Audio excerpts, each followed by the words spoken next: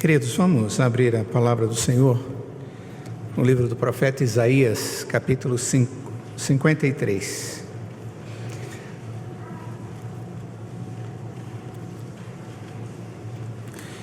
Na verdade, estaremos lendo a partir do verso 13 do 52, ao finalzinho do capítulo 52.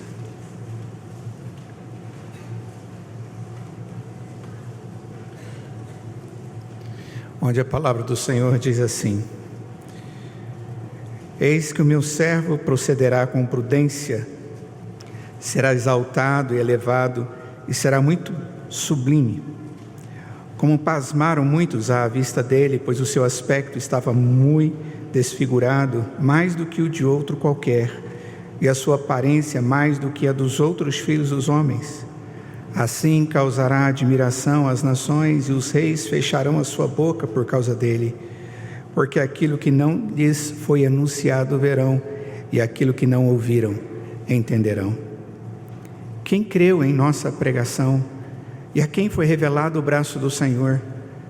Porque foi subindo como renovo perante ele, e como raiz de uma terra seca. Não tinha aparência nem formosura. Olhamos, mas nenhuma beleza havia que nos agradasse. Era desprezado e o mais rejeitado entre os homens, homem de dores e que sabe o que é padecer, e como um de quem os homens escondem o rosto, era desprezado e dele não fizeram caso. Certamente ele tomou sobre si as nossas enfermidades e as nossas dores levou sobre si, e nós o reputávamos por aflito, ferido de Deus e oprimido. Mas ele foi traspassado pelas nossas transgressões e moído pelas nossas iniquidades. O castigo que nos traz a paz estava sobre ele, e pelas suas pisaduras fomos sarados. Todos nós andávamos desgarrados como ovelhas, como um se desviava pelo caminho, mas o Senhor fez cair sobre ele a iniquidade de todos nós. Ele foi oprimido e humilhado, mas não abriu a boca. Como cordeiro foi levado ao matadouro, e como ovelha muda perante os seus tosqueadores, ele não abriu a boca. Por juízo opressor foi arrebatado, e de sua linhagem, quem dela cogitou? Porquanto foi cortado da terra dos viventes, por causa da transgressão do meu povo, foi ele ferido. Designaram-lhe a sepultura com os perversos, mas com o rico esteve na sua morte, posto que nunca fez injustiça, nem dolo algum se achou em sua boca. Todavia, o Senhor agradou moê-lo, fazendo-o enfermar. Quando der ele a sua alma como oferta pelo pecado, verá a sua posteridade e prolongará os seus dias, e a vontade do Senhor prosperará nas suas mãos. Ele verá o fruto do penoso trabalho da sua alma e ficará satisfeito. O meu servo, o justo, com o seu conhecimento, justificará a muitos, porque as iniquidades deles levará sobre si. Por isso, eu lhes darei muitos como a sua parte, e com os poderosos repartirá ele o despojo, porquanto derramou a sua alma na morte, foi contado com os transgressores, contudo, levou sobre si o pecado de muitos, e pelos transgressores intercedeu. Vamos orar. Ó Deus, nós humildemente abrimos a Tua palavra, sabendo que é santa pelas verdades que o Senhor nos deu, porque revela ao Senhor mesmo. Mas se não for o Teu Espírito, ó Pai, nos iluminando e nos dando entendimento, jamais poderíamos compreendê-la. Por isso, haja no nosso coração com o Teu Espírito e na nossa mente, a fim de que possamos compreender e possamos, ó Pai, colocar em nós essa verdade para vivermos.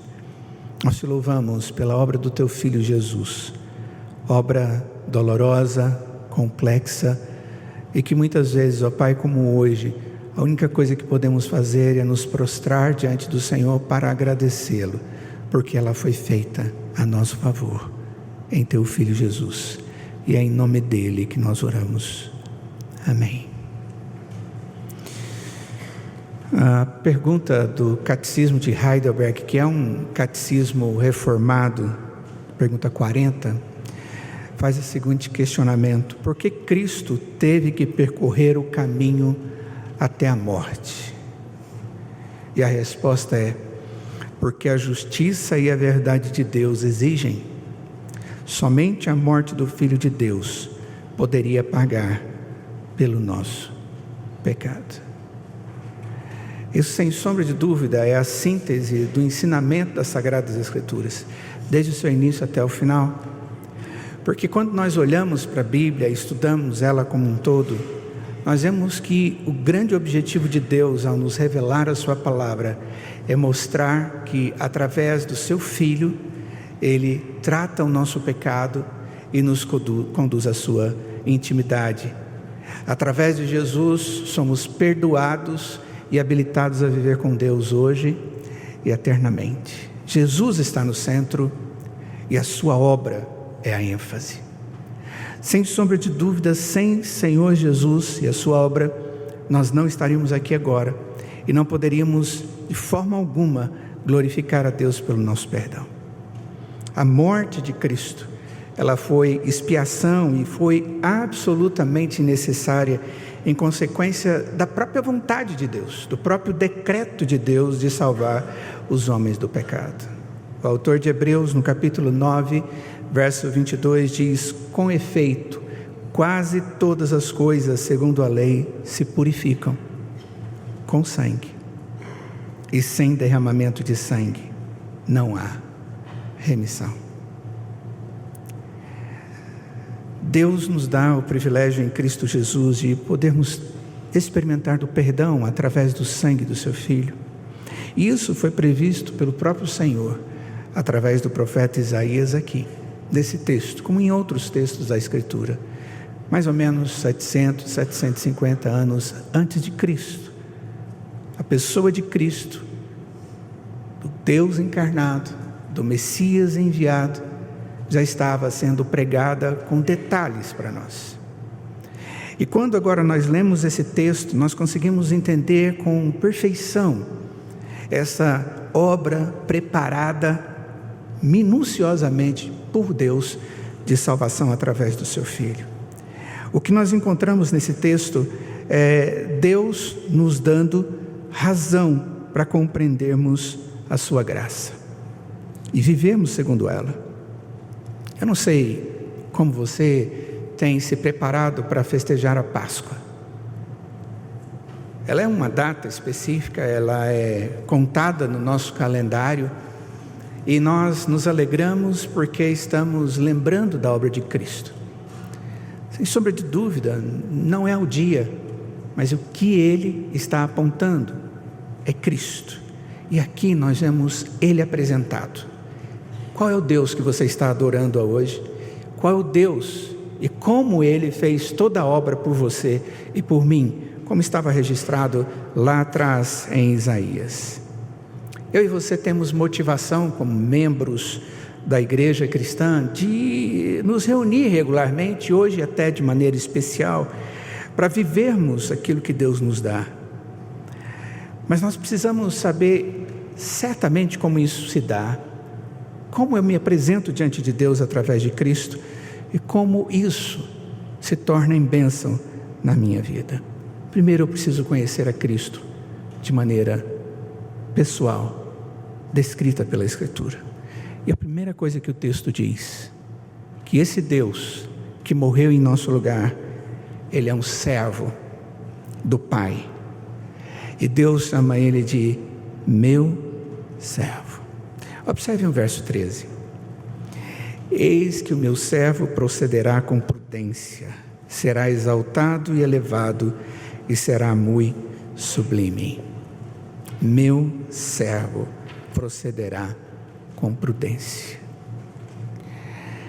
Em Atos capítulo 8, a partir do verso 27, nós encontramos um eunuco etíope andando numa carroça, uma carruagem, alguma coisa bem mais rudimentar do que uma carruagem.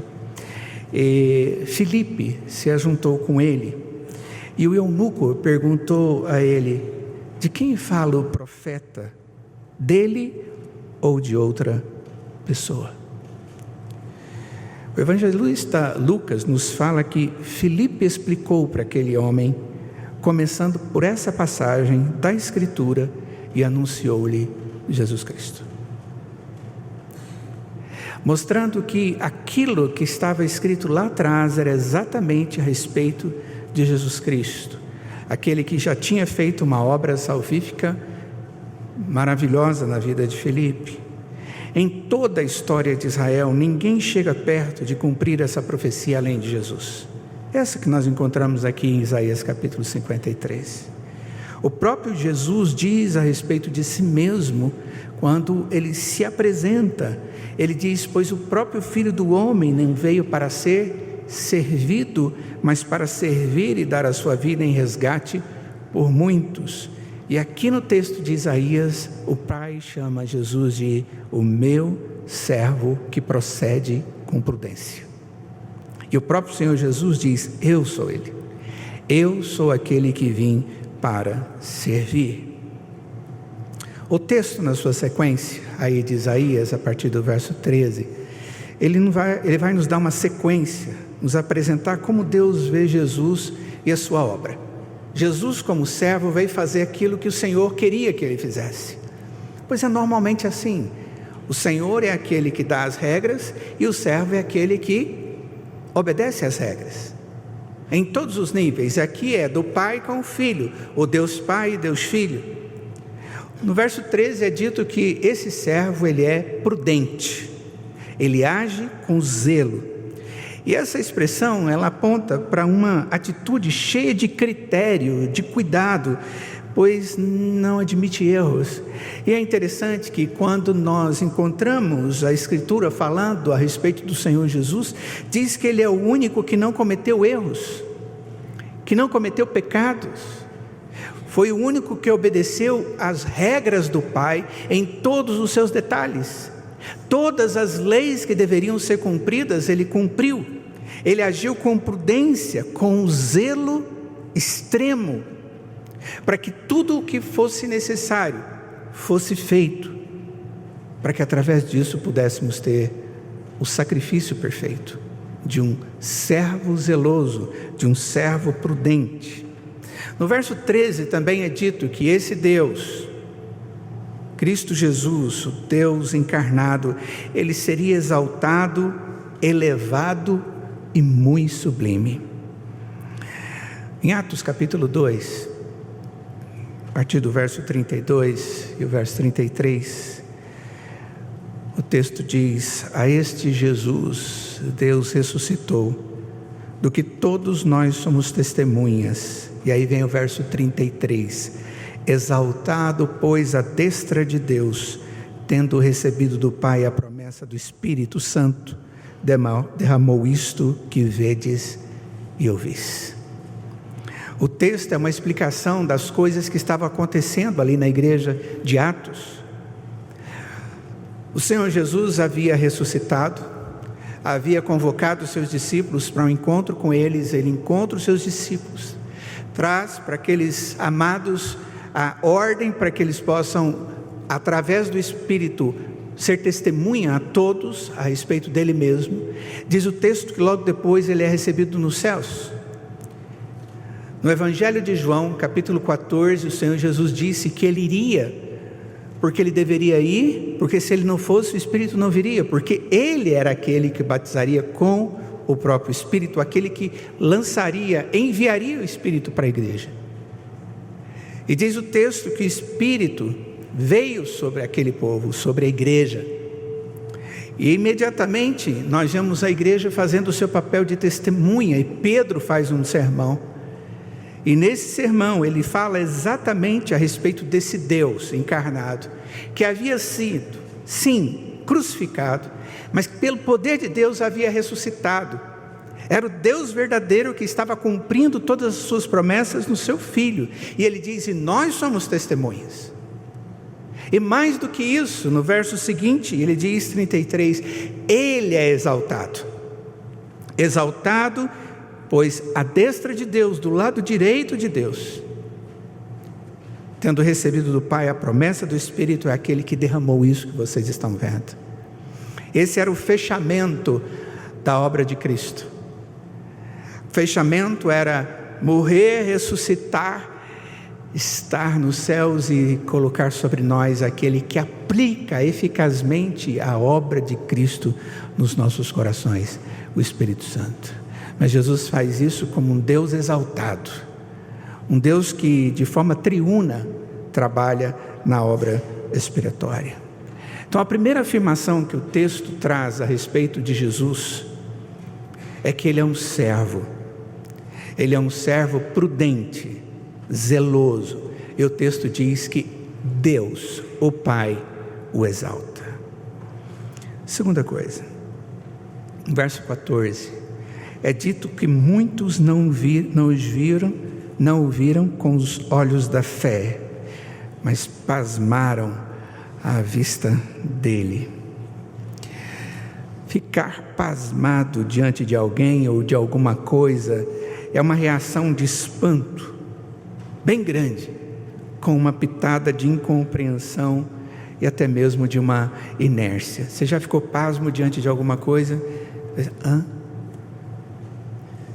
Você não compreende o que está acontecendo, aquilo é algo que você nem imaginava que poderia acontecer, jamais pôde visualizar aquilo nem nos seus sonhos. O que causaria essa reação, diz o texto, era o seu aspecto, a sua aparência. No verso de número 14 diz: como pasmaram muitos à vista dele, pois o seu aspecto estava muito desfigurado, mais do que o de outro qualquer, e a sua aparência mais do que a dos outros filhos dos homens. A aparência do filho fez com que aquelas pessoas ficassem pasmas diante de Cristo. A sua aparência estava desfigurada e a sua forma prejudicada pelos abusos que ele recebera, os sofrimentos que ele suportara, e que agora, de maneira ainda muito mais intensa, ocorreria naquele momento da cruz. O período onde o Senhor Jesus é preso até a sua crucificação é tempo de muito sofrimento, de muito abuso.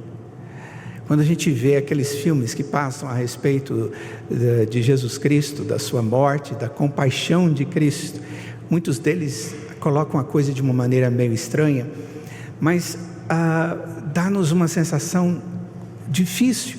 Nós achamos tudo aquilo tão cruel, mas Jesus passou por aquilo. Jesus passou por aqueles sofrimentos todos, porque ele tinha que cumprir cada uma daquelas previsões do seu sofrimento. O clímax daquilo seria a morte, mas até lá ele sofreu muito. E o grande peso que o Senhor Jesus sofreu, e que certamente podia ser visto na sua aparência de sofrimento, era o peso da culpa do pecado de cada um de nós, que realmente trouxe sobre ele ansiedade, ao ponto de ele chegar diante do Pai naquele momento de dor, diante da dor por causa da culpa do pecado que nós temos, que estava sendo colocado sobre ele, a penalidade. Ele diz: o Pai, se for a tua vontade, afasta de mim esse cálice. Mas Jesus sabia que ele tinha que cumprir, e ele diz: seja feita a sua vontade. Jesus sofreu, e certamente a sua aparência foi de alguém que sofria, mas sem momento algum dar um passo atrás, ou questionar o Pai, ou questionar o seu ato substitutivo, vicário em nosso lugar. É dito que seu aspecto era desfigurado, a sua aparência estava desfigurada, e que não havia como comparar aquela situação e aparência com nenhuma outra ou com nenhum outro homem. A grande verdade, irmãos, é que quando nós vivemos o nosso próprio pecado, ele já é pesado para nós o suficiente. Quando nós pecamos diante de Deus e sabemos que estamos pecando diante de Deus e temos consciência do pecado, o sentimento de culpa é algo que que machuca, é algo que faz nos adoecer espiritualmente. Em algumas situações nos faz adoecer fisicamente e nos faz ficarmos totalmente abatidos. E nós olhamos no espelho e nos vemos assim. As pessoas olham para nós e nos veem assim. O salmista Davi diz nos Salmos, quando é confrontado a respeito do seu próprio pecado consigo mesmo ou confrontado por outro, que os seus ossos doíam, que havia sofrimento. Jesus não foi pecador, mas ele sofreu a penalidade dos nossos pecados e da maldade do homem naquele tempo. E a sua figura foi tão abatida, tão desfigurada, diz a Escritura, tão intensa a dor, que nenhum outro homem jamais terá essa aparência. Mas ele passou por isso. Se ele não fosse o Deus encarnado, ele jamais suportaria isso. Mas ele o era. Ele estava tão desfigurado que não parecia um homem. Toda a dignidade própria da aparência humana lhe fora roubada. Dificilmente se poderia reconhecê-lo como ser humano. Aquilo que ele havia de passar produziria uma mudança, uma completa mudança em sua beleza exterior, ao ponto de não poder ser comparado. A obra de Jesus é incomparável, e o que ele fez para salvar o homem é incomparável, e os homens pasmam diante disso. Algo mais é dito a respeito de Jesus. No verso 15 diz: ele causará admiração e silêncio diante dos povos e reis. Assim causará admiração às nações, e os reis fecharão a sua boca por causa dele, porque aquilo que não lhes foi anunciado verão, e aquilo que não ouviram entenderão. As muitas pessoas que pasmaram diante do sofrimento são exercidas em número e importância pelas nações, e reis que agora se maravilham como testemunhas que estão extasiadas da glória que lhe foi transmitida.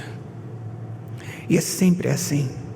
Todas as vezes que nós conseguimos entender a obra vicária, substitutiva, cruenta do Senhor Jesus em nosso lugar, por mais dura que seja, e compreendendo que ela é obra a nosso favor, isso nos leva a nos prostrar diante de Deus em admiração e sujeição a Ele. Essa admiração é causada devido à glória concedida àquele que em meio ao sofrimento cumpriu sua missão e foi exaltado por Deus. Tais pessoas, diz o texto, os contempladores, só poderão admirar e se calar diante de Jesus, tanto naquele tempo, quanto hoje. Quanto os olhos do homem é desvendado ou tirado à venda do homem natural, e ele consegue, através da exposição da verdade contida na Escritura que nos apresenta a Cristo, ver a Cristo. Esses contempladores se calam diante de Jesus, do Deus verdadeiro. Diz o texto: tais reis não foi-lhes anunciado, mas viram. Eles não ouviram, mas entenderam. É exatamente assim que Deus opera naqueles que Ele dá entendimento da obra expiatória e cruenta de Cristo. Ele transforma o incrédulo em crédulo, o arrogante em humilde diante do servo sofredor. O texto diz algo mais para nós. No verso 1 ao verso 3 do 53, diz que esse Deus, Jesus, será revelado para muitos, mas será rejeitado por muitos. Nesses versos, Isaías nos mostra que a mensagem, ela vai ser apresentada. Contudo, apesar de toda a sua ênfase, toda a sua verdade, pois Jesus em sua inteireza é apresentado na mensagem do Evangelho, o próprio Senhor Jesus será desprezado. Diz o texto, dele não farão caso. Qual era a mensagem? E qual é a mensagem? Era uma esperança nascendo no meio do deserto. Diz o texto, porque foi subindo como renovo perante ele e como raiz de uma terra seca.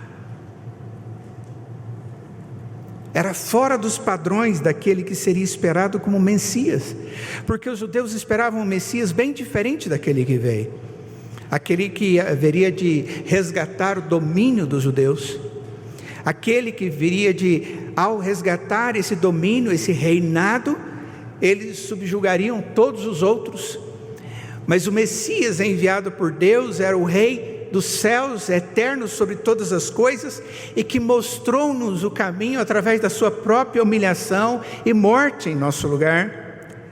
Era muito diferente dos padrões de reinado e de tudo aquilo que eles esperavam. O texto diz que ele não tinha aparência nem formosura, olhávamos, mas nenhuma beleza havia que nos agradasse. Ele era totalmente diferente do padrão que as pessoas esperavam dele. E diz o texto que ele era desprezado, mas ele soube ser homem de dores. Era desprezado e o mais rejeitado entre os homens, homem de dores e que sabe o que é padecer, e como de quem os homens escondem o rosto, era desprezado e dele não fizeram caso. Era um homem de dores, diz o texto, desprezado e mais rejeitado. Essa é a capacidade do homem pecador diante do Deus verdadeiro. Isso já ficou demonstrado desde Gênesis, desde a criação, quando Adão e Eva tinham a plenitude de Deus diante dos seus olhos e das obras de Deus a seu favor diante dos seus olhos. E o próprio Senhor colocou para eles uma condição para que eles vivessem a plenitude daquela comunhão, daquela contemplação, daquele prazer de estar diante do Deus Santo, sendo santos. E Adão e Eva desprezaram aquilo por desejos próprios. Desprezando aquilo, pecaram e foram destituídos da intimidade de Deus. E agora o homem natural tem essa característica. Ele despreza Deus, ele vive como sem Deus no mundo, como diz o apóstolo Paulo em Efésios capítulo 2. Vivendo sem Deus no mundo e não conseguindo compreender nada, desprezando até mesmo Deus Santo diante dos seus olhos. E se não for a bondade e a misericórdia de Deus, que com o seu Espírito abre o nosso entendimento, abre os nossos olhos espirituais para que possamos entender quem é Deus, como Ele nos ama e como somos pecadores, queridos, jamais poderemos compreender quem Deus é e qual é a salvação. Mas Deus, rico em misericórdia e graça, Ele regenera o nosso coração e abre os nossos olhos para vermos quem Deus é. Contudo, o homem natural, ele despreza Deus, ele é rejeitado, e diz o texto que ele foi o mais rejeitado, o que mais deu, mais rejeitado, por isso é o mais rejeitado, o mais santo, o mais puro. Mas ele resolveu que ele seria em nosso lugar o homem de dores. Contudo, o texto fala mais alguma coisa a respeito do Senhor Jesus. E diz que Jesus, ele é o nosso substituto, é o nosso representante federal, nosso sumo sacerdote. A partir do verso 4 diz que ele tomou sobre si as nossas enfermidades, ele tomou sobre si as nossas dores, ele levou sobre si as nossas dores, e nós o reputávamos por aflito, ferido de Deus e oprimido. Mas ele foi traspassado pelas nossas transgressões, ele foi moído pelas nossas iniquidades. O castigo que nos traz a paz estava sobre ele, pelas suas pisaduras fomos sarados. E todos nós andávamos desgarrados como ovelhas, cada um se desviava pelo caminho, mas o Senhor fez cair sobre ele a iniquidade de todos nós. Jesus fez uma obra substitutiva plena. No verso 4 diz: ele tomou sobre si as nossas iniquidades e as nossas dores. No 5, ele foi traspassado pelas nossas transgressões. No 5 ainda, moído pelas nossas iniquidades. E no 5 ainda, e o nosso castigo, a nossa penalidade estava sobre ele. Em tudo ele fez em nosso lugar. E nós o tínhamos como aflito, ferido de Deus e oprimido, como se tudo estivesse contra os bons propósitos. Mas não é assim, porque no verso 5 diz: pelas suas pisaduras nós somos sarados. Ou seja, por tudo que ele passou e tudo que ele fez, é capaz, e assim ele tratou todas as nossas dores e enfermidades. Apesar de em momentos ser tratado como um aflito, ferido de Deus e oprimido, ele cumpriu tudo o que tinha que fazer. E é por isso que nós estamos adorando a ele. Sem Cristo, irmãos, sem Jesus, os homens estão como ovelhas perdidas. Isso ocorre porque o homem andava como ovelha desgarrada, ou seja, ovelha desviada. A responsabilidade que cabia ao homem para andar com Deus e para desfrutar de sua graça não corria, por causa da desobediência e o pecado de cada um de nós. Cada um se desviava pelo caminho. E essa responsabilidade humana aponta para a nossa total incapacidade de agradar a Deus.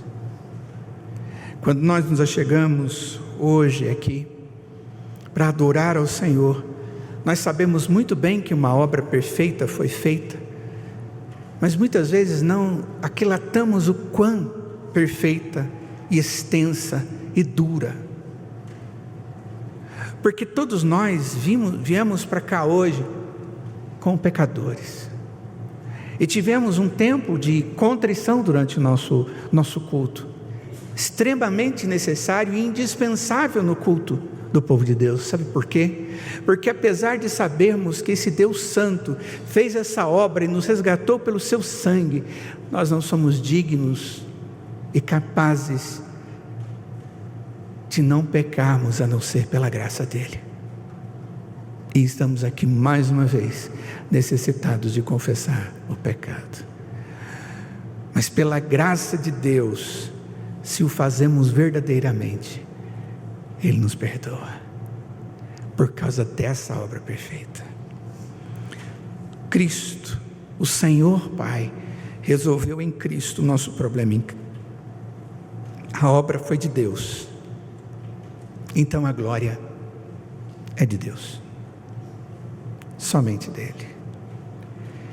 Mas o Senhor fez cair sobre ele, diz o verso 6, a iniquidade de todos nós. Deus realizou isso através do seu Filho, uma obra perfeita, para que pudéssemos ser salvos. Quando nós comemoramos a Páscoa, nós comemoramos a ressurreição deste Deus. Nós comemoramos a ressurreição e a esperança, porque Ele ressuscitou. Hoje nós comemoramos a obra que foi feita plenamente. Jesus veio, se encarnou, sofreu, padeceu, foi morto, foi sepultado, ressuscitou, está à direita de Deus Pai e é a nossa esperança. E hoje nós estamos aqui para agradecer a Deus pela obra do seu Filho e por Ele nos ter enviado esse Filho que fez obra tão perfeita. Você conhecia esse Deus dessa forma? Você conhecia esse Deus que amou desta maneira? E de uma forma singela, mas verdadeira, você já reconheceu que esse Deus é santo e que somente para conviver com Ele você também precisa ser santificado por Ele, pelo seu sangue. E isso ocorre quando você crê nele como um verdadeiro Deus e Senhor e Salvador dos seus pecados. Hoje é dia de anunciarmos essa boa nova, de testemunharmos isso e glorificarmos juntos a Deus. Se você jamais havia ouvido isso e compreendido, mas Deus lhe deu entendimento, peça ao Senhor para que Ele entre no seu coração e aplique toda a eficácia da obra de Cristo na sua vida, humildemente, e Ele o fará para a tua salvação. Que seja assim, para o louvor do nosso Deus. Vamos orar. Ao lermos esse texto, Pai, nós vimos somente alguns detalhes, pois ele fala tantas coisas. Somente as afirmações que o texto nos traz a respeito do Teu Filho. E nós ficamos pasmados, ó Pai, diante disso. Nós ficamos, ó Pai, ao mesmo tempo emocionados e alegres. Porque, ó Deus, de uma forma tão singela, sincera, intensa, verdadeira, forte, o Senhor Jesus, ó Pai, o Seu Filho amado, cumpriu toda a obra para que nós tivéssemos perdão do pecado, das nossas iniquidades. Ó Deus, nós Te engrandecemos porque o Senhor fez uma obra que nós não poderíamos fazer por nós mesmos. E obrigado porque o Teu Filho se tornou homem para nos representar. E porque Ele era Deus, para que pudesse aplicar cada espaço, cada pedaço da sua obra na vida de cada um de nós. Obrigado, Deus, porque o Teu Filho ressuscitou e está à direita do Senhor. E como o apóstolo Paulo diz, essa é a nossa esperança, de estarmos contigo também. Ó Deus, nessa manhã, aplica o Teu Evangelho ao coração de todos nós.